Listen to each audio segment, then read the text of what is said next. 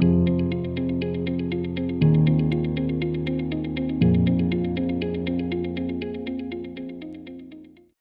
में उम्मीदों की कश्ती, नसों में इनकलाब। दिल में उम्मीदों की कश्ती, नसों में इनकलाब। होश दुश्मन का उड़ा देंगे हम, पूछो ना आज। दूर रह पाए दम कहां इस मंजिल में है, हम अभी से क्या बताएं क्या इस दिल में है। दोस्तों, myself Laxman Sundare in front of you. आज से तकरीबन 4.5 साल पहले मैंने चंडीगढ़ यूनिवर्सिटी से अपना बीटेक पास आउट किया था। बीटेक पास आउट किया था और बीटेक पास आउट करने के बाद में एक बहुत अच्छी सी कंपनी में जॉब लगी थी। 4.5 लाख रुपए का एक मल्टीनेशनल कंपनी में पैकेज लगा था। और उस जॉब को जब जॉब लेटर मेरे हाथ में था तब मुझे पुरानी चीजें याद आनी शुरू हो गई। मैं एक वेस्ट बंगाल के छोटे से गांव जो भूटान बॉर्डर के पास में पड़ता है वहां से बिलोंग करता हूं और हमारा एक छोटा सा फोटो स्टूडियो का शॉप है। उस फोटो स्टूडियो के शॉप पे हम 5 फैमिली मेंबर मिलके काम करते थे और पूरा फैमिली मेंबर मिलके जब काम करते थे तो दिन की कमाई जो है वो 150, कभी 200, कभी 60 रुपये, कभी 40 रुपये तक होती थी एक दिन की कमाई। दोस्तों, मेरे पापा ने मेरे को फोटोग्राफी जब मैं क्लास 4 क्लास में पढ़ता था तब सिखा दी थी। मैं टेबल पे खड़े होकर लोगों के फोटो खींचता था और ऐसे याद रखता था कि इसका एक खींचा हुआ है, और पापा जब आते थे तब मैं बताता था। और ये कमाई से मेरे मम्मी पापा ने मुझे एक इंग्लिश मीडियम स्कूल में पढ़ाया था। जब 12th पास आउट किया तो डिसीजन बन रहा था क्या करूं क्या करूं क्या करूं। तो बाकी डिग्री सारे करते थे तो मैंने डिसाइड किया मैं बीटेक करूंगा। और मेरे घर वालों ने मेरे बीटेक की पढ़ाई के लिए 15 साल पैसे जोड़ के मेरी बीटेक करवाई थी। 15 साल के पैसे सेविंग्स जोड़ के मेरी बीटेक करवाई थी। और बीटेक जब कंप्लीट हुआ तो मेरे हाथ में जब डिग्री थी तो कुछ कैलकुलेशंस दिमाग में आने लग गए कि 15 साल तक जो कमाई घर वालों ने की, जो सारी चीज़ें मेरे लिए की गई, वो मैं उनको कितने टाइम बाद रिटर्न कर सकता हूँ। जो उन्होंने सपने जोड़ के रखे थे, जो उन्होंने उम्मीदें जोड़ के रखी थी, जो उन्होंने सोच रखा था कि ये सारी चीज़ें कब मिल पाएंगी, तो मैं जब कैलकुलेशन करने लग गया तो मुझे अंदाज़ा हुआ कि शायद मैं 30 साल में भी इसको पूरे ना कर पाऊँ। और दोस्तों, आप सब लोग यहाँ पे बैठे हुए हो, आप में से शायद ही किसी के अंदर इतनी हिम्मत होगी कि मैंने अपने कॉलिंग लेटर को फाड़ दिया था और डिसीजन लिया था कि मैं जॉब नहीं करूंगा। ये मैं आज बता रहा हूं सच्चाई। ये मैंने अपने घर वालों को भी नहीं बताया था क्योंकि 8 लाख रुपए लगा के उन्होंने मेरी बीटेक करवाई थी।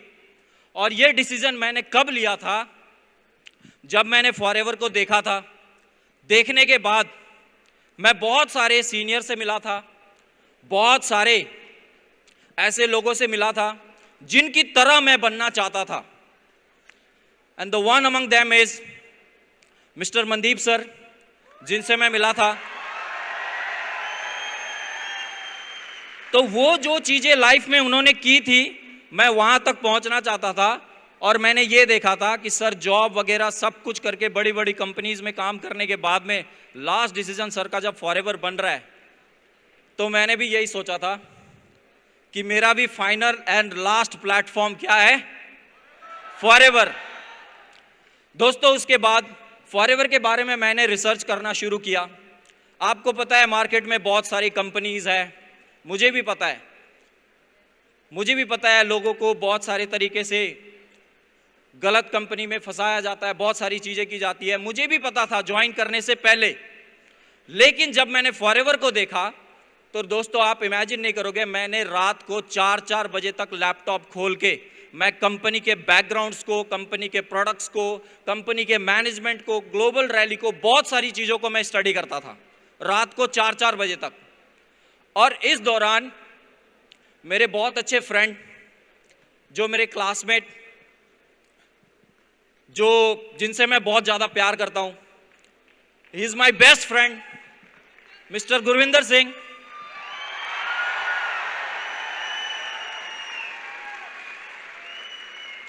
He is like my next brother. उन्होंने मुझे बहुत अच्छे तरीके से गाइड किया। मैं हर एक क्वेश्चन करता था कि ये ऐसे है, ये ऐसे है। मैं कुछ चीज़ें जानबूझ के करता था, वो मुझे बहुत अच्छे तरीके से बताते थे कि देखो लक्ष्मण, ऐसा है, ऐसा है, ऐसा है, आप एक काम करो, पहले इस चीज़ को समझो अच्छे से। और मैं भी बहुत अच्छे से चीज़ों को समझना शुरू किया। समझते समझते फिर मेरे को पूरा क्लियर हो गया कि ये बिजनेस बहुत ज़बरदस्त है, बहुत ज़बरदस्त है। जिसके दिमाग में ये पड़ रहा है ना, वो इंसान को पता चल रहा होगा कि यस, ये बिजनेस कितना ज़बरदस्त है। फिर दोस्तों, मैंने सारे दरवाजे बंद कर दिए और मैंने एक डिसीजन बना लिया कि बस करना है तो सिर्फ फॉरएवर करना है। घर वाले पूछते थे तुम्हारा बीटेक कंप्लीट हो गया, सैलरी नहीं आ रही है क्या? मैं बोलता था अभी 8-10 महीने की ट्रेनिंग चल रही है, जब वो ट्रेनिंग खत्म हो जाएगी तो उसके बाद पैसे आने शुरू होंगे।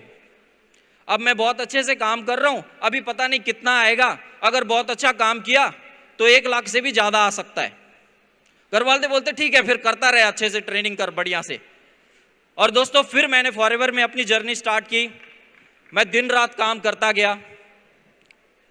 मैं ऐसे लोगों को भी प्रेजेंटेशन दिखाता था जिनका कोई लॉजिक नहीं बनता था कि ये मेरे कल को टीम बन सकती है, ये भी कल को प्रेजेंटेशन दिखा सकते हैं। ऐसे छोटे छोटे से गांव में जाके मैं आपको एक छोटा सा टिप्स देना चाहता हूं। कितने लोग चाहते हो कि मैं भी प्रेजेंटेशन देने में मास्टर बनूं? कितने लोग चाहते हो कि मैं मास्टर बनूं, एकदम ऐसा प्रेजेंटेशन दूं कि मजा आ जाए, सामने वाला इंसान बोले थैंक यू यार? कितने लोग? दोस्तों, मैं आपको एक सलाह दूंगा, पहले 20 ऐसे लोगों को प्रेजेंटेशन दिखाओ जिनके शकल पे लिखाओ ये ज्वाइन ही नहीं करेगा।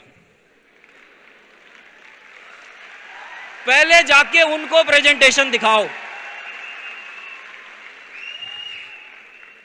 उन 20 को जब आप प्रेजेंटेशन दिखाओगे ना, तो आपको पता चल जाएगा। वो बोलेगा भाई ये ऐसा है, ये ऐसा है, ये होता नहीं है, चलता नहीं है, करता नहीं है, लोग होता नहीं है, करते भी है, चलता भी है, होता भी है, उड़ता भी है, बस एक बराबर करने वाला होना चाहिए। मैंने जब स्टार्ट किया था तो मुझे पहले एक छोटा सा चेक आया था 1000 रुपए का। दूसरे मंथ का चेक आया था 836 रुपए का। जॉब पे होता तो 72,000 रुपए अकाउंट में होते। यहां पे काम किया तो 2 महीने का खर्चा पीजी पे रहने का वो अलग से चला गया, 1800 रुपए अकाउंट में आए। लेकिन 2 महीने में ना दूध का दूध, पानी का पानी हो गया था। मेरे अंदर आग जाग गई थी कि तेरे को 2 लाख रुपए पहुंचने से कोई नहीं रोक सकता। दोस्तों, 9,500 का चेक क्रॉस हुआ, सुपरवाइजर बना, 20,000 से ज्यादा का चेक बनना शुरू हुआ।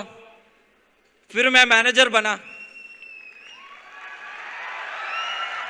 मैनेजर बनने के बाद में 48,000 48,000 का चेक मेरे को असिस्टेंट मैनेजर पे। उसके बाद मैनेजर बनने के बाद 48,000 का चेक आया, 52,000 का चेक आया, 58,000 का चेक आया, 75,000 का चेक आया, 1,02,000 का चेक आया, 1,08,000 का चेक आया, 1,51,000 का चेक आया, 2,11,000 रुपए का चेक मैंने क्रॉस किया। ये मेरे पिछले 2-3 सालों की कमाई है। सीनियर मैनेजर बना। सीनियर मैनेजर बनने के बाद में फिर और तगड़े से काम करता गया, दिन रात एक करता गया। और दोस्तों, एक दिन कंपनी की तरफ से मेल आई कि आप एक 5 स्टार लेवल का ट्रिप क्वालिफाई कर चुके हो। दोस्तों, कॉलेज के पढ़ने जाते थे ना तो सुनते थे कि 5 स्टार होटल में ना 500 रुपए की कॉफी मिलती है। हम लोगों से सिर्फ बात करते थे कि 500 रुपए की कॉफी मिलती है। आप इमेजिन नहीं कर सकते हो, जिस दिन मैं पहले दिन 5 स्टार होटल ताज अरावली का ट्रिप मिला था, उस दिन रात को मुझे नींद नहीं आई थी। उस बेड पे इतना मोटा गद्दा पहली बार देखा था मैंने वहां पे।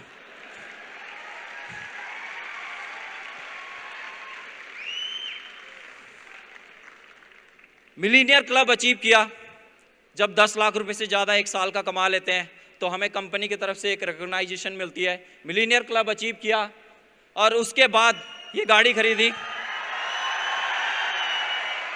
दोस्तों, जब इस बिजनेस को शुरू किया था ना, जब इस बिजनेस को शुरू किया था तो मेरे पापा की एक बार ना बेइज्जती की गई थी एक शादी में। मेरे मम्मी ने मेरे को चुपके से बताया था, ये बात मेरे को पापा ने कभी नहीं बताया। जब पापा वीडियो कैमरा करने के लिए गए थे एक शादी में, तो वहाँ पे एक फ्रेंड के पापा ने बोला कि तुम्हारा बेटा एक गलत चीज़ के चक्कर में पड़ा है, पता नहीं किस किस को क्या क्या ज्वाइन कराते रहता है, ये वो कराते रहता है। ऐसा मैं कब के करके छोड़ चुका हूँ, देखना किसी दिन पुलिस आएगी और इसके साथ बहुत कुछ गलत होगा। तूने इतना पैसा लगा के इसको पढ़ाया है और देख ये कौन सा गलत काम के चक्कर में पड़ चुका है। लेकिन जब मेरे को मम्मी ने ये बात बताई ना दोस्तों, उस दिन के बाद मैंने दिन रात फिर से कभी नहीं देखा। मैं रात को 2 बजे उठ के भी प्रेजेंटेशन करने के लिए जाता था। रात को 2 बजे मेरा एक फ्रेंड आके बोलता, सर प्रेजेंटेशन करने जाना है। क्यों? मैंने बोला अभी तो 2 बज रहे। बोलते वो आता ही 1 बजे है, उसकी दुकान बंद करके सारा कुछ करके वो 1 बजे आता है, तो अभी बताना है। वो ले लेगा आराम से 10-15 हज़ार रुपए का प्रोडक्ट। उस टाइम प्रेजेंटेशन करने के लिए गया। एक मेरे जो सबसे बेस्ट टीचर, बहुत अच्छे टीचर, उन्होंने मेरे को टेबल पे बिठा के 1.5 घंटा मेरी क्लास ले ली थी। बोलता तू जब पैदा नहीं हुआ था ना तब ऐसे कंपनीज में करता था, अच्छा खासा बीटेक किया हुआ है, बढ़िया से कोई कंपनी में प्लेसमेंट ले ले, ये कर ले। दोस्तों 1.5 घंटा सुनने के बाद इधर से कान से सुना और इधर से निकाला। मुझे पता था कि मैं क्या कर रहा हूं। और जब मैंने ये गाड़ी खरीदी, मेरे को अभी भी याद है 56 कमेंट जो फेसबुक पे था ना, वो मेरे उस सर का था, I am proud of you my सन।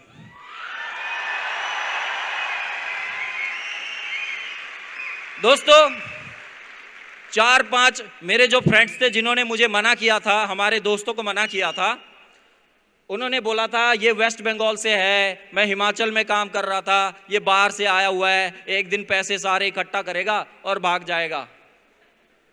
इनके चक्कर में कहाँ पड़े हो। जब ये गाड़ी खरीदी थी ना और 4-5 हमारे दोस्त साथ में बैठ के जब उनके गांव से ये गाड़ी निकाली ना, और उन लोगों को जब आसपास में देखा गाड़ी चलाते हुए, हमें ऐसा लग रहा था गाड़ी रोड पे नहीं उनके सीने पे चला दी हो। समझ रहे हो? मेरे टीम में और भी लोगों ने गाड़ियां खरीदनी शुरू की, लाइन लगनी शुरू हुई। ऐसे करते करते आप समझ सकते हो, ये एलोवेरा जो है ना, ये सिर्फ पेट साफ नहीं करता है, ये घर की गरीबी, घर का दुख, करियर का प्रॉब्लम सब साफ कर देता है, साफ कर देता है। ये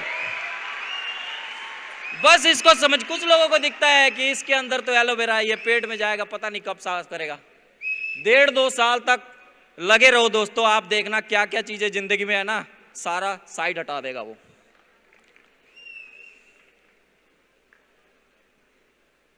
दोस्तों सबसे पहली चीज मैं कुछ आपको टिप्स देना चाहूंगा। एक बहुत अच्छी सी स्टोरी है। एक बार ना 2 इंसान को जंगल में भेजा जाता है लकड़ी काटने के लिए, और जब लकड़ी काटने के लिए भेजा जाता है तो दोनों इंसान जल्दी से जल्दी लकड़ी काटने में लग जाते हैं। एक इंसान फटाफट लकड़ी काटता है, दूसरा इंसान क्या करता है, बातें कर रहा होता है ऐसे टाइम पास, ये वो ऐसे वैसे करके, और पता नहीं साथ में कुछ कुछ क्या क्या कर रहा होता है। फिर जब शाम बीतती है तो बीतने के बाद में क्या होता है कि एक इंसान ने ना सिर्फ सुबह से लेके शाम तक में 5 लकड़ियां काटी होती है, और दूसरे इंसान ने 1 बजे अपना काम स्टार्ट करता है और शाम को 5 बजते बजते तक 10 बजे 10 लकड़ियां काट देता है। अब सोच के देखो दोस्तों, एक इंसान जाते ही काम पे स्टार्ट हो गया, दूसरे ने क्या किया, 1 बजे काम स्टार्ट किया और 5 बजे तक उससे डबल लकड़ी काट दी। लेकिन आपको पता है दूसरे वाले ने बात करते करते क्या कर रहा था, वो बात करते करते ना अपनी आरी को धार लगा रहा था, वो टाइम पास कर रहा था, और कितने कट गए तेरे, और खुद धार लगा रहा है ऐसे ऐसे, बहुत सियाना था वो। तो सेम चीज आपको भी कुछ ऐसा बनना पड़ेगा। आप बिजनेस किसी को बताने से पहले उसको समझो, पहले उसको अंडरस्टैंड करो, पहले क्लियर करो कि मैं किसी को कैसे बताऊंगा, क्या चीज बताऊंगा, कैसे क्लियर करूंगा, सारी चीजें क्लियर करो, फिर बताना शुरू करो।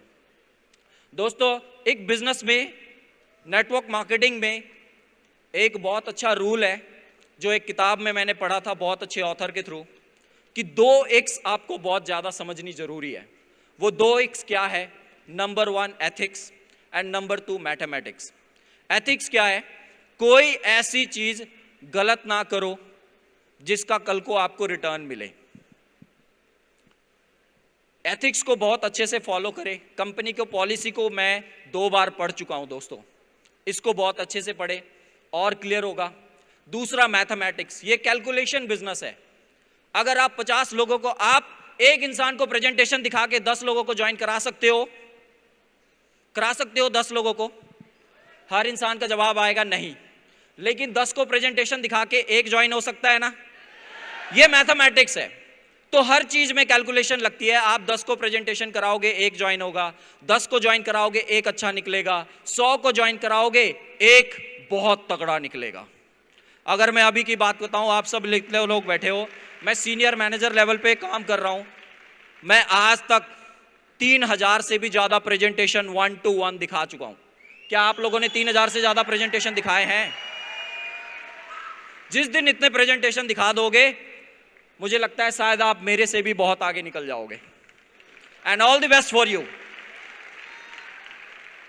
Characteristic of a good leader, सच्चाई, नेक दिल, ईमानदारी, प्यार, जुनून के साथ में काम करे दोस्तों। 3 स्टेजेस से हर इंसान को गुजरना पड़ता है, इससे कोई भी नहीं बच सकता। जब आप बिजनेस करते हो, आपका थोड़ा इंसल्ट होता है, आप सोचते हो नहीं यार नहीं करते, लोग ऐसे वैसे बोलते हैं। दोस्तों, ये आपको फेस करना पड़ेगा और इसमें कोई बड़ी बात नहीं है, थोड़े टाइम की बात होती है, ये बहुत जल्दी गुजर जाता है। कुछ लोग रिजेक्ट करते हैं, बोलते हैं नहीं यार मैं तो कुछ और ढूंढ रहा था, ये काम नहीं करना।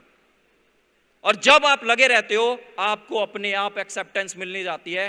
बोलते हैं ना, जो निकले थे अकेले, आज उनके जिंदगी में मेले हैं। जो निकले थे अकेले, आज उनके जिंदगी में मेले हैं। जो सोचते रह गए, आज उनके जिंदगी में अभी भी झमेले हैं। सो धीरे धीरे दुनिया आपको एक्सेप्ट करना शुरू कर देगी। मैं जब इस बिजनेस को स्टार्ट किया था, मैं बहुत सारी चीजों को देखता था कि लोग कहते मेरी अपलाइन ऐसी है, मेरे को सपोर्ट नहीं मिलता, ऐसा नहीं मिलता। देखो तो उस टाइम पे मेरे को फील होता था कि मैं बनूंगा ना। देखो दोस्तों, आप अपलाइन चूज नहीं कर सकते कि मेरी अपलाइन अच्छी मिले या ऐसा मिले। आप ज्वाइन हो जाते हो और उसके बाद आपको पता चलता है कि मेरे 5 अपलाइन जो ऊपर के हैं वो ऐसे ऐसे हैं। कोई दूर है, किसी से कभी बात नहीं कर सकते, कोई मिल नहीं सकता, कोई गाइड नहीं कर सकता। लेकिन दोस्तों, जब मैंने इस बिजनेस को ज्वाइन किया था ना, और जब मेरे को ये बातें किताबों में पता चली थी, मैंने उस दिन ठान लिया था कि मैं एक बेस्ट अपलाइन बन के दिखाऊंगा अपनी टीम को लिए।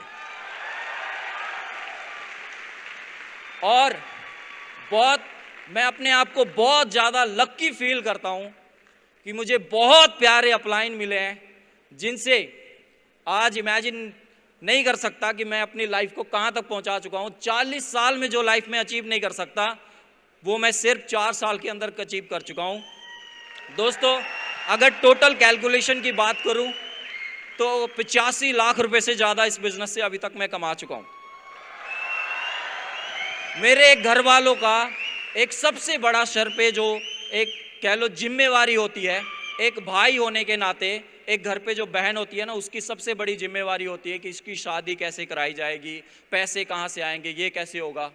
अभी दोस्तों 3 महीने पहले मैंने अपनी सिस्टर की मैरिज करवाई, पूरे के पूरे 13 लाख रुपए खर्च किए। मैंने अपने पापा के जेब से 100 रुपए का नोट भी नहीं निकलने दिया।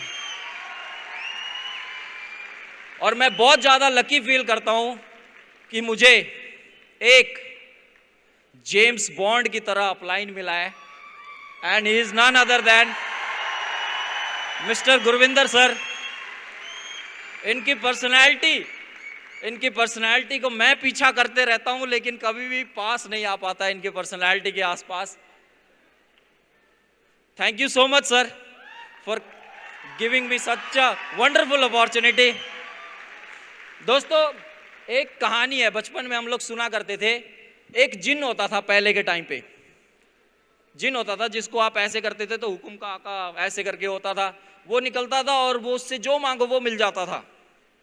और उससे जो मांगो वो मिल जाता था। ऐसे करते करते पहले के ज़माने में जिसके पास जिन होता था ना, उसके पास सब कुछ अचीव हो जाता था, और उसके बाद ना वो परेशान हो जाता था कि अब मैं क्या मांगूं, अब मैं क्या मांगूं, मेरे पास सब कुछ मिल चुका है। तो ऐसे करते करते जिन उसको परेशान करने लगता था, बता अब क्या चाहिए, अब क्या चाहिए, ठीक है फिर मैं बैठा नहीं रख सकता, मेरे को कुछ करने के लिए दे, मेरे को कुछ बता नेक्स्ट क्या करना है, ऐसे ऐसे करके। तो वो इंसान सोचता था अब कुछ नहीं है यार। वो धीरे धीरे सोचना शुरू कर दिया कि ये जिन्ना अब कहीं चला ही जाता तो ही मेरे लिए बहुत अच्छा होता। और जब चला जाता है तो धीरे धीरे जितने भी उसकी ज़िंदगी में जो चीज़ें होती है ना, वो गायब होनी शुरू हो जाती है। और फिर से उसके बाद उसके घर में वही दिक्कत, वही प्रॉब्लम, वही चैलेंजेस, वही पैसे की दिक्कत, सारा कुछ फिर से आना शुरू हो जाता है। और उसके बाद उसको फिर से याद आनी शुरू हो जाती है कि काश ये घर के झमेले संभालने से अच्छा उस जिन को संभाल लिया होता। हल कभी कभी तंग करता था, घर की दिक्कतों को तो तंग नहीं होता। तो जिंदगी में मुझे भी एक ऐसा जिन मिला है जिससे मैं बोलता हूं ये चाहिए, हाजिर हो जाता है। And I am very lovely thankful to this person who is a giant secret of our team, Mr. Arvind Sharma.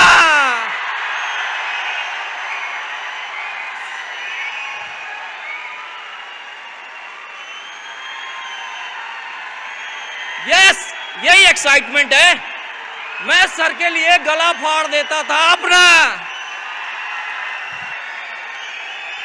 आवाज नहीं निकलती थी मेरी जब सर स्टेज पे आते थे।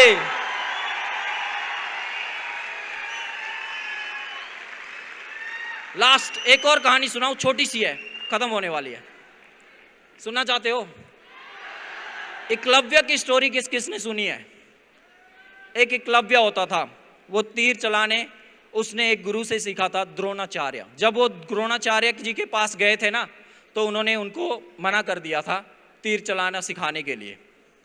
तो वो क्या करते थे, उनकी एक मूर्ति उन्होंने बना ली थी एकलव्य ने, और वो मूर्ति बना के ना उसको रोज सुबह पूजा करते थे, और पूजा करने के बाद अपना प्रैक्टिस शुरू करते थे। और प्रैक्टिस शुरू करके इतना उन्होंने अपने आप को तेज बना दिया था कि एक कुत्ता था, जब वो द्रोणाचार्य जी आ रहे थे तो उन्होंने उसके मुंह में सारे तीर दाग दिए थे। और द्रोणाचार्य जी ने पूछा कि ये किसने किया, इतना धुरंधार तीर चलाने वाला कौन है? तो एकलव्य जी वहाँ के आले बोले कि सर गुरुजी मैं हूँ। और द्रोणाचार्य जी ने बोला कि मैं तुमसे एक गुरु दक्षिणा लेना चाहता हूँ, क्या तुम दे सकते हो? तो उन्होंने बोला हाँ आप जो मांगोगे वो दे सकता हूँ। तो उनसे मांगा कि तुम अपना ये वाला उंगली काट के दे दो, क्योंकि आगे कभी तीर नहीं जला पाओगे। अगर तुम तीर चलाने लग गए तो ये जो अर्जुन और बाकी जिनको मैं ट्रेन कर रहा हूँ, ये इनसे तुमसे आगे नहीं निकल पाएंगे। तो दोस्तों ज़िंदगी में मेरे भी एक ऐसे द्रोणाचार्य है जो कहे कि अपना उंगली काट को दे दो तो मैं भी देने के लिए तैयार हो जाऊंगा। ऐसे गुरु जिनकी ऑफिस में मैं फ़ोटो लगाता था, जिनको जो है जब मैं बिज़नेस अपना शुरू करता था पहले उनको प्रणाम करता था, पहले उनकी बातें याद करता था, पहले उनके प्रिंसिपल्स याद करता था, फिर मैं अपना रोज़ का काम स्टार्ट करता था। And he is none other than my guru Mister Mandeep Kamboj.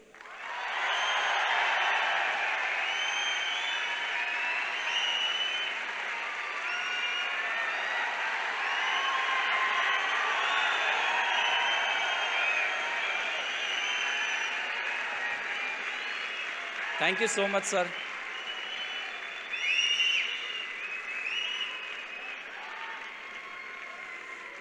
I love you everyone.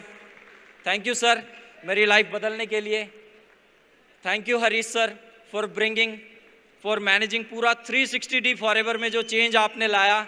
हमारी जो महीने में इतनी ज़्यादा चैलेंजेस प्रॉब्लम, हिमाचल में हम सुबह 2-2 बजे, रात को 3-3 बजे उठ के आते थे, वो सारी प्रॉब्लम्स आपने ख़त्म कर दी। बिजनेस को 4 गुना 5 गुना बढ़ाने में आपने हेल्प कर दिया। Thank you so much sir. And thank you racks sir, जिन्होंने एक ऐसी अपॉर्चुनिटी बनाई जो आज 1 लाख 2 लाख नहीं करोड़ों रुपए, करोड़ों लोगों का लाइफ आज चेंज कर चुके हैं।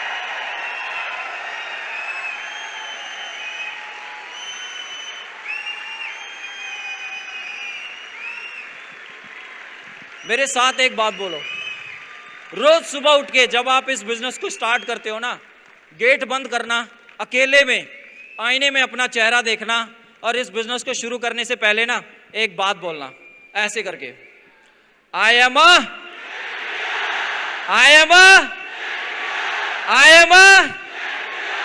तू मैनेजर बनेगा, तू गाड़ी लेगा, तू 2 लाख रुपए कमाएगा। सो थैंक यू एवरीवन, मिलते हैं